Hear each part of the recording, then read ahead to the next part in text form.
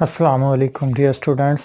तो फिज़िक्स का first year हमने कंटिन्यू किया हुआ है और उसका आज एक नया लेक्चर हम स्टार्ट करने जा रहे हैं और वो लेक्चर का जो नाम है वो है रियल एंड अपेरेंट वेट्स। फिर फर्स्ट ईयर की बात कर रहा हूँ, रियल एंड अपेरेंट वेट। ठीक है जी। अब आपके पास रियल और अपेरेंट का सिर्फ एक मतलब अगर आप देख लें तो आपको सारे के सारे टॉपिक की मैक्सिमम जो समझ है वो आ जाएगी, सिवाय मैथमेटिक्स के। तो टॉपिक का नाम है रियल एंड अपेरेंट वेट। और रियल जो होता है उसका मतलब है कोई चीज़ है, वाकई ही ऐसे है, और अपेरेंट का मतलब है कि ये बज़ाहिर नज़र आ रही है लेकिन ऐसा कुछ भी नहीं है, इसके साथ कुछ ना कुछ मामला डिफरेंट है। हम रियल वेट का जो लफ्ज़ यूज़ करते हैं ना, वेट जो हम बात करते हैं, तो वेट को हम एक फार्मूला लगाते होते हैं W = mg, यानी m के ऊपर g का कोई इफेक्ट। इसका मतलब कि g जो है ये ग्रेविटेशनल एक्सेलरेशन है। ग्रेविटेशनल एक्सेलरेशन क्या होता है आपने याद रखना। ग्रेविटेशनल एक्सेलरेशन हमें भी बताता है कि ग्रेविटी कितना पुल कर रही है किसी चीज़ को, क्योंकि ग्रेविटी हमेशा पुल करती है, पुश नहीं करती। ग्रेविटी ने हमेशा पुल करना है, ये अट्रैक्टिव फोर्स है, ग्रेविटेशनल फोर्स। अब ग्रेविटी कितना पुल कर रही है ये आपके पास डिटरमिन करेगा आपके वेट को। आपको ज़्यादा पुल कर रही है, वेट ज़्यादा। पुल करना कम कर दे, वेट कम। पुल करना छोड़ दे, आपका वेट ज़ीरो। This is. अब आपके पास हम अगर वेट की डेफिनेशन करें और ये हम रियल वेट की बात करेंगे, तो रियल वेट की हम बात करें तो हम कहेंगे it is the gravitational pull of earth on body.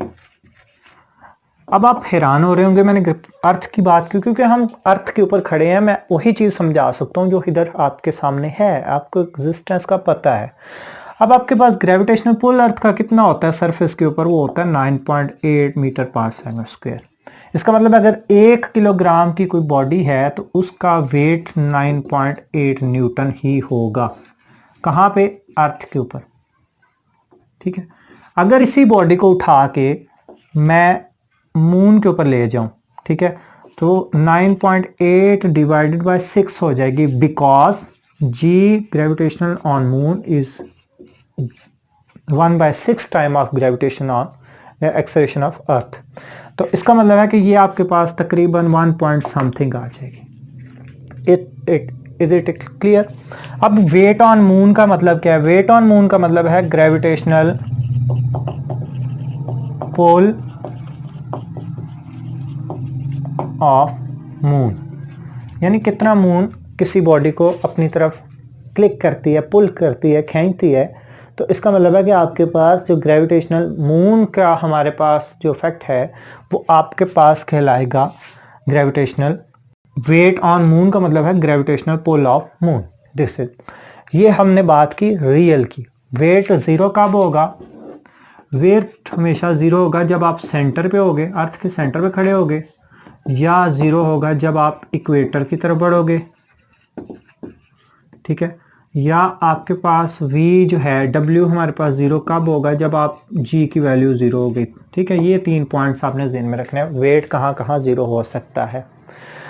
अब आपके पास रियल वेट तो हमने समझ लिया कि ये सारा है, लेकिन अपेरेंट वेट का अभी भी हमें नहीं पता अपेरेंट वेट क्या होता है। तो अपेरेंट वेट हमें नज़र आता है, ये हमारे पास वो वेट है जो हमें स्प्रिंग बैलेंस के ऊपर, यानी हम वेट करने जा रहे हैं किसी चीज़ के ऊपर, तो कोई अट्रैक्टिव, कोई आपके पास पुल हो रहा है, कोई स्प्रिंग खींच रहा है स्प्रिंग बैलेंस के अंदर, ये हमारे पास वो रीडिंग है। It is the reading on spring balance. कब? जब when object is accelerating upward और downward। यानी आप जब नीचे की तरफ खींच रहे हो, इसको कैसे समझेंगे? स्प्रिंग बैलेंस को मैं समझाता हूँ बड़े आसान लफ्ज़ों में आपको, एक आसान सी मिसाल के साथ, लेकिन आपने उसमें कंफ्यूज नहीं होना। ठीक है। आप देखो कोई रीडिंग जो आप लेते हो, कोई आपके पास डिजिटल मैस मेजर करने वाली मशीन है, स्प्रिंग बैलेंस अगर आप देखें तो स्प्रिंग बैलेंस के साथ एक स्प्रिंग सा अटैच होता है, वो जब आप उसके साथ एक्सपेरिमेंट फर्स्ट ईयर में करेंगे, वो आपके पास जब वेट को हैंग करते हो तो वो नीचे की तरफ जब जाता है तो आपके पास उसकी वैल्यू बढ़ती जाती है, वैल्यू चेंज होती जाती है। जब छोड़ देंगे सारे मैसेज, वैल्यू चेंज हो जाएगी, जब उसके साथ नया अटैच करेंगे तब वैल्यू डिफरेंट हो जाएंगी।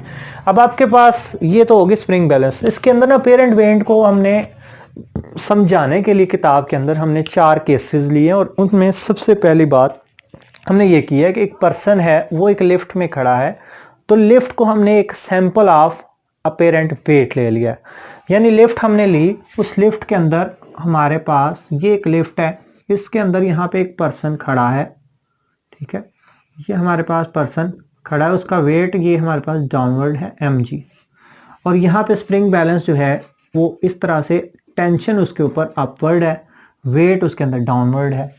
अब आपके पास 4 केसेस हम लेंगे। अपेरेंट वेट यहाँ पे कौन रोल प्ले करेगा? टेंशन रोल प्ले करेगी अपेरेंट वेट का, रियल वेट W ही रहेगा। केस नंबर 1, केस 1 के अंदर हम बात करेंगे कि हमारा एक्सेलरेशन 0 है।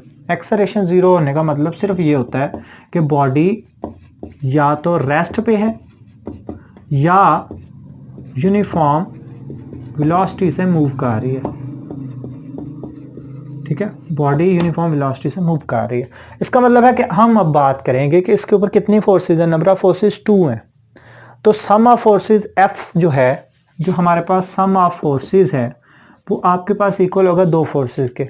बॉडी हैंग कर रही है, डाउनवर्ड है, तो इसका मतलब है कि आपके पास W जो है वो पॉजिटिव हो जाएगा, क्योंकि डाउनवर्ड डायरेक्शन की बात कर रहा हूँ, तो इसका मतलब है टेंशन माइनस हो जाएगी। आप ऐसे याद कर लो कि अपवर्ड को पॉजिटिव माइनस, जो आपने कहना है उस तरह से आप कह सकते हो।